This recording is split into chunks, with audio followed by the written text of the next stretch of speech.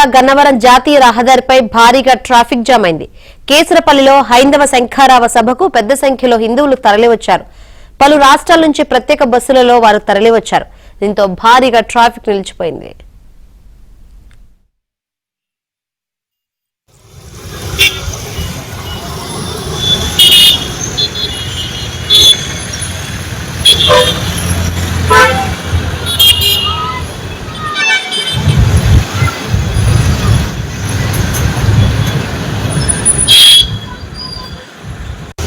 శంఖారావ సభకు పెద్ద సంఖ్యలో హిందువులు తరలివచ్చారు. పలు రాష్ట్రాల నుంచి ప్రత్యేక బస్సులలో వారు తరలివచ్చారు. దీంతో భారీగా ట్రాఫిక్ నిలిచిపోయింది.